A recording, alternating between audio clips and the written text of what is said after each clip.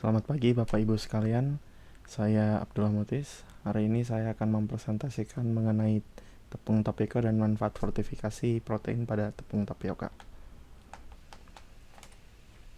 Saya akan mulai dari menjelaskan seputar tepung tapioka sebagai sumber karbohidrat lokal dan apa itu fortifikasi. Kemudian fortifikasi tepung tapioka dari mulai manfaat, teknik-teknik fortifikasi dengan cara mengolah, kemudian lanjutkan dengan penutup. Tepung tapioka adalah tepung yang dihasilkan dari ekstraksi pati yang terkandung dalam umbi singkong atau kita kenal juga dengan nama umbi kayu.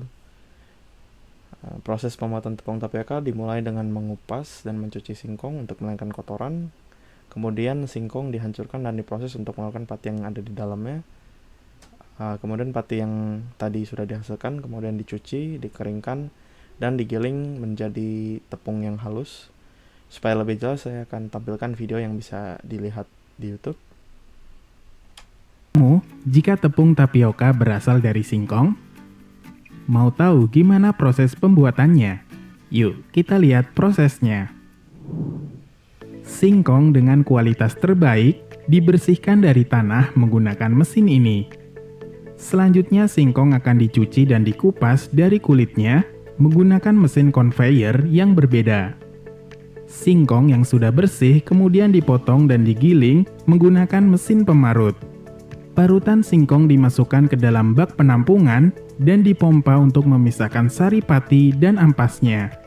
Proses ekstraksi ini akan menghasilkan pati basah sehingga perlu proses pengeringan sebelum akhirnya dihaluskan. Proses pengeringan pati menjadi tepung tapioka dilakukan dengan udara panas yang disalurkan dari mesin ini. Setelah kering, tepung tapioka siap untuk dikemas dan dikirim ke pelanggan. Jadi seperti itu kira-kira proses pembuatan tepung tapioka jika di pabrik. Saya lihat juga ada beberapa video yang menjelaskan secara tradisional bagaimana cara membuatnya. Mungkin nanti bisa dilihat sendiri. Baik, jadi tepung tapioka merupakan sumber karbohidrat utama yang sebagian besar terdiri dari pati dengan kandungan protein dan lemak yang rendah. Tepung ini kaya akan energi dan sering digunakan untuk memperkaya produk makanan. Tepung tapioka dia dapat memberikan tekstur yang kenyal atau elastis pada makanan seperti pada kue basah, bakso atau salome. Yang paling utama dalam penggunaan tepung tapioka sebenarnya adalah interaksi antara air dan panas yang menyebabkan pati di dalam tepung tapioka ini mengalami yang namanya gelatinisasi. Karena sifatnya yang mudah dicerna, tepung tapioka juga sering digunakan dalam pembuatan makanan untuk bayi atau orang yang memiliki masalah pencernaan. Selain itu, tepung tapioka juga biasanya digunakan dalam industri makanan sebagai pengental atau bahan pengikat. Nah, dari apa yang saya baca, singkong ini juga tanaman yang sangat adaptif ya. Dia mampu tumbuh di berbagai kondisi lingkungan, mau di daerah dengan curah hujan yang tinggi ataupun pada daerah yang relatif kering. Dia pemeliharaannya juga relatif mudah, tidak butuh banyak pupuk dan pestisida. Produktivitas perlahannya juga cukup tinggi dan hasil panennya bisa disesuaikan ya dengan waktu panennya itu cukup fleksibel. Dia paling cepat itu bisa dalam rentang waktu 6-9 bulan atau bisa juga didiamkan selama lebih dari 1 tahun. Karena umbi singkong ini dia tidak akan rusak selama itu. Bisa kita asumsikan juga lahan singkong ini jadi seperti semacam gudang hidup untuk setahun lebih, karena bagian umbinya tidak akan rusak. Itu bagian kemudian umbi singkong ini juga semua bagian tanamannya bisa dibilang bisa digunakan semuanya. Umbi dan daunnya bisa kita konsumsi, batangnya bisa jadi bibit, bahan bakar atau yang lainnya. Kemudian nilai ekonominya juga cukup fleksibel bergantung dari kita menjualnya dalam bentuk apa gitu. Dari slide sebelumnya kita tahu singkong bisa kita buat menjadi tepung tapioka yang kemudian bisa kita buat menjadi berbagai makanan lainnya gitu, seperti kue, makanan ringan atau sekedar bahan baku industri, maksudnya sebagai tepung saja gitu. Jadi kalau kita bisa mengolah singkong menjadi tepung tapioka sendiri, nilainya akan jauh lebih tinggi dibandingkan menjual singkong mentah tentunya. Kemudian fortifikasi. Jadi fortifikasi ini adalah proses penambahan zat gizi tertentu seperti vitamin, mineral, atau protein ke dalam makanan atau minuman untuk meningkatkan kandungan gizinya. Ini sering diterapkan pada produk yang memiliki kandungan gizi rendah atau untuk memenuhi kebutuhan gizi tertentu di populasi. Contoh yang disampaikan oleh BPOM ini ada 3 produk yang wajib fortifikasi, yaitu terigu, minyak goreng, dan garam. Setiap produk memiliki ketentuan apa saja nutrisi yang wajib ditambahkan, mewajibkan produk fortifikasi pada 3 produk ini merupakan bagian dari upaya pemerintah Indonesia dalam menjaga kesehatan masyarakat. Gitu. Nah, fortifikasi protein pada tepung tapioka, jadi seperti yang sudah disampaikan sebelumnya, meskipun tapioka merupakan sumber karbohidrat yang bagus, tapioka itu rendah protein dan lemak. Nah, inilah sebabnya fortifikasi protein menjadi penting gitu. Karena supaya tepung tapioka ini tidak hanya memberikan energi tapi juga berkontribusi pada kebutuhan zat gizi lainnya. Ini beberapa contoh manfaat fortifikasi protein pada tepung tapioka. Yang pertama itu meningkatkan kandungan gizi. Jadi menambah kandungan protein pada pangan berbasis tapioka yang umumnya rendah protein.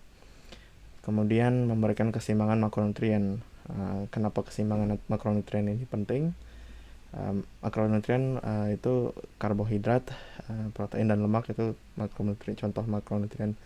Keseimbangan ini penting karena untuk menjalankan tubuh secara optimal. Karena protein sendiri mendukung kesehatan dan fungsi tubuh. Kemudian ini juga akan membantu masalah pencegahan masalah gizi. Kemudian fortifikasi protein ini juga akan meningkatkan nilai ekonomi produk. Setelah fortifikasi juga penggunaan tepung tapioka itu seharusnya tetap fleksibel karena tidak ada atau minim perubahan karakter seharusnya untuk produk-produk yang difortifikasi gitu. Berikut adalah contoh teknik-teknik fortifikasi. Yang pertama ada fortifikasi kering atau dry mixing, fortifikasi basah, wet mixing,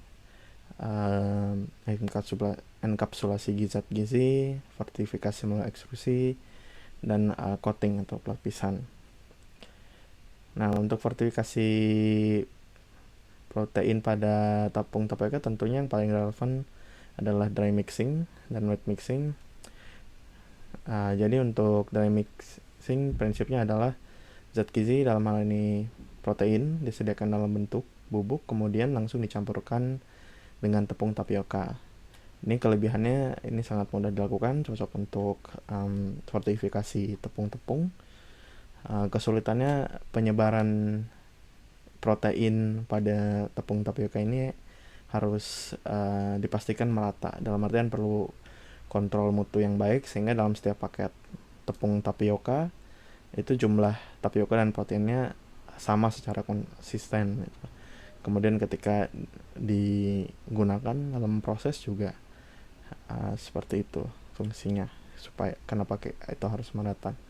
Kemudian fortifikasi basah secara prinsipnya dia zat gizi atau protein dilarutkan atau dalam berbentuk cairan, kemudian dicampurkan dengan tepung tapioka dan kemudian dikeringkan.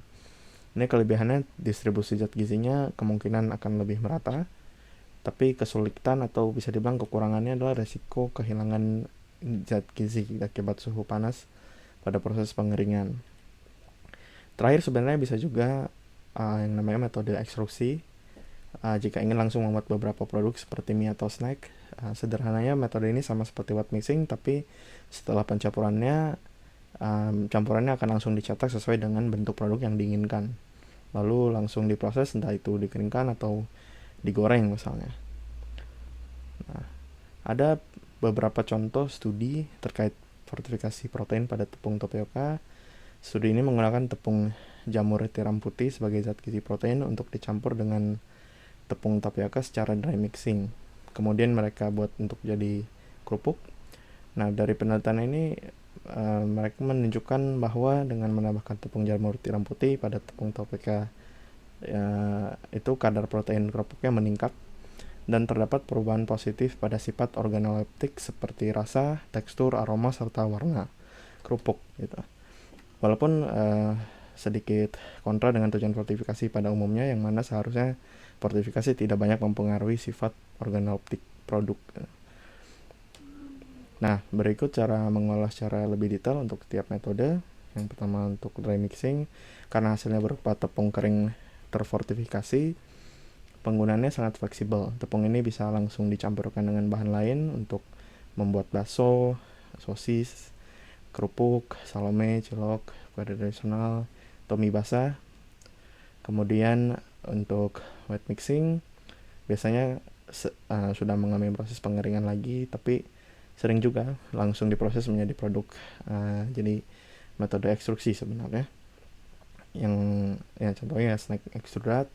Ini snack yang umumnya melalui metode ekstruksi.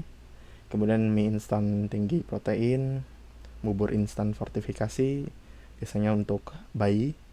Kemudian biskuit atau cracker yang dibuat dari adonan basah, kemudian dipanggang. Kemudian produk bakso, nugget juga sama. Sekian presentasi saya mengenai tepung tapioka dan manfaat fortifikasi protein pada tepung tapioka. Tadi kita telah membahas mulai dari potensi singkong sebagai sumber karbohidrat lokal, proses pembuatan tepung tapioka, hingga penerapan fortifikasi untuk meningkatkan nilai gizinya. Fortifikasi khususnya dengan protein dapat memberikan keseimbangan makronutrien, meningkatkan manfaat kesehatan, dan membuka peluang ekonomi melalui produk olahan bernilai tambah.